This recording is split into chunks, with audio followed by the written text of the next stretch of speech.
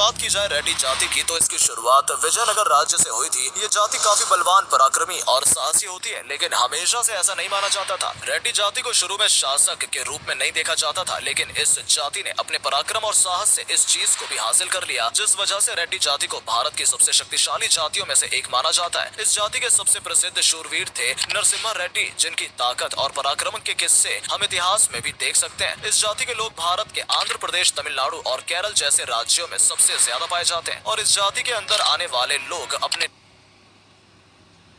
नाम में रेड्डी या सोमनाथ जैसे उपनामों का प्रयोग करते हैं। नंबर 9, मीणा जाति। इस जाति को सबसे पुरानी जातियों में से एक माना जाता है। इस जाति के लोग ज्यादातर मत्स्य पालन और पशुपालन जैसे काम करते हैं, लेकिन इनके अंदर साहस और वीरता की कोई कमी नहीं होती है। मीणा जाति को राजस्थान के ऐतिहासिक शासकों में भी गिना जाता है, जो कि राजस्थान के मुख्य इलाकों में राज भी कर चुके हैं। 2011 की जनगणना के हिसाब से भारत में मीणा जाति के 5 मिलियन से भी ज्यादा लोग मौजूद हैं, जो कि भारत के राजस्थान इलाके में ज्यादा है। 19वीं सदी में मीणा जनजाति के लोगों को अंग्रेजी सेना में भर्ती किया गया था, जिसे मीणा रेजिमेंट या 42वीं देवली रेजिमेंट कहा जाता था। मीणा जाति के लोग भारत के राजस्थान, उत्तर प्रदेश, हरियाणा, दिल्ली और मध्य प्रदेश जैसे राज्यों में पाए जाते हैं। इस जाति के अंदर आने वाले लोग अपने नाम में मीणा और मान जैसे उपनामों का प्रयोग करते हैं। फैक्ट नंबर 8, गुज्जर जाति। भारत के इतिहास में गुज्जर जाति को एक सम्मानित जाति माना जाता है, जो युद्ध कौशल में काफी अच्छे होते हैं और जिनके पास शक्ति और वीरता का भरमार होता है। गुज्जरों के इतिहास रखी गई हैं, जैसे कि भारत का गुजरात राज्य, पाकिस्तानी पंजाब का गुजरात जिला और गुजरानवाला जिला और रावलपिंडी जिले का गुज्जर खान शहर। इस जाति के लोग ज्यादातर पशुपालन और खेती बाड़ी जैसी व्यवसाय में शामिल होते हैं और इस जाति के लोगों की संख्या भारतीय सेना से भी ज्यादा देखी जाती है, क्योंकि इनकी शक्ति और वीरता बेशुमार होती है। ये जाति भारत के दिल्ली, राजस्थान, हरियाणा, उत्तर प्रदेश और जम्मू कश्मीर जैसे राज्यों में पाई जाती है। इस जाति के अंदर आने वाले लोग अपने नाम में गुज्जर, कनिष्क, राज, कुषाण और आर्यन जैसे उपनामों का प्रयोग करते हैं। नंबर 7, जाट जाति। अगर बात करें जाट जाति की, तो ये जाति प्राचीन समय में युद्ध कला में बहुत अच्छी हुआ करती थी। आपको बता दें कि आज भारतीय सेना में जाट जाति की खुद की एक जाट रेजिमेंट है और इनके निडर स्वभाव और अद्भुत साहस की वजह से इन्हें भारत की सबसे शक्तिशाली जातियों में से एक माना जाता है। जाट जातियां वैसे तो आपको ज्यादातर हिंदू धर्म में देखने को मिलेंगी, लेकिन ये जाति आपको सिख धर्म और मुस्लिम धर्म में भी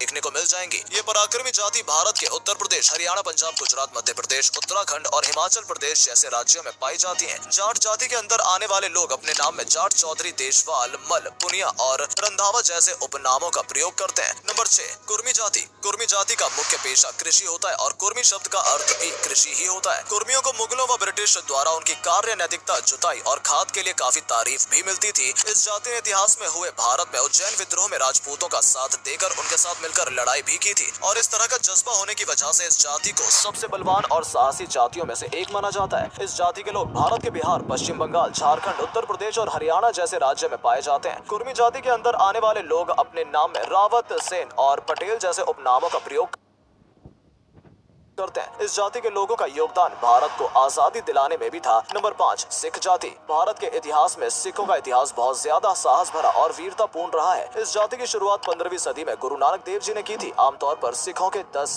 सदगुरु माने जाते हैं, लेकिन सिखों के धार्मिक ग्रंथ में 6 गुरुओं सहित 30 भक्तों का ही नाम आता है। इस जाति के लोगों के पास अच्छे भले धन के साथ अच्छी खासी बॉडी भी होती है। भारत के कई सारे ऐतिहासिक युद्धों में आपको सिख जाति का योगदान देखने को मिल जाएगा, जिससे इस जाति को भारत की सबसे शक्तिशाली और वीर जाति माना जाता है। सिख जाति के लोग भारत के पंजाब, हरियाणा, उत्तर प्रदेश और दिल्ली जैसे राज्यों में पाए जाते हैं। नंबर 4, अहीर जाति। बात करें इस जाति की, तो इस जाति का मुख्य पेशा पशुपालन होता है, जो कि शारीरिक शक्ति से काफी बलशाली और वीर होते हैं, जिस वजह से इन्हें सबसे शक्तिशाली जातियों में से एक माना जाता है।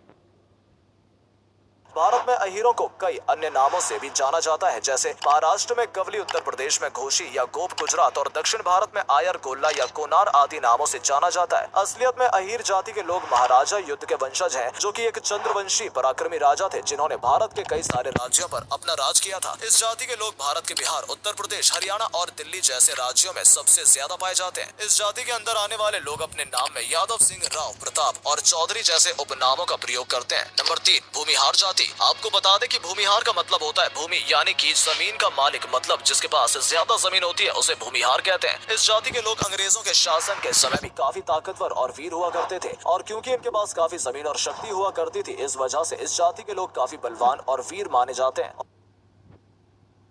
और इस जाति को सबसे शक्तिशाली जातियों में से एक माना जाता है। भूमिहार जाति के लोगों के पास काफी धन और संपत्ति का भी वास होता है। ये शक्तिशाली और अमीर जाति भारत के बिहार, उत्तर प्रदेश और झारखंड जैसे राज्यों में ज्यादातर पाई जाती है। भूमिहार जाति के अंदर आने वाले लोग अपने नाम में ठाकुर, सिंह, राजपूत, देवा और चौधरी जैसे उपनामों का प्रयोग करते हैं। नंबर 2, राजपूत जाति। राजपूत का मतलब होता है किसी राजा का पुत्र यानी कि बेटा, जिसका मतलब कोई भी व्यक्ति जो किसी शासक या राजा का बेटा हो उसे राजपूत कहा जाएगा। भारतीय इतिहास में राजपूत जाति को काफी निडर, शक्तिशाली और साहस से भरपूर माना जाता है और इसलिए इस जाति को भारत की दूसरी सबसे शक्तिशाली जाति माना जाता है। इस जाति के लोगों में शारीरिक शक्ति और युद्ध के समय निर्णय लेने की क्षमता काफी अच्छी होती है, जो इन्हें एक अच्छा शासक बनने में मदद करती है। इस जाति के लोगों को बचपन से युद्ध लड़ना और हथियार चलाने जैसी कलाएं सिखाई जाती हैं। इस जाति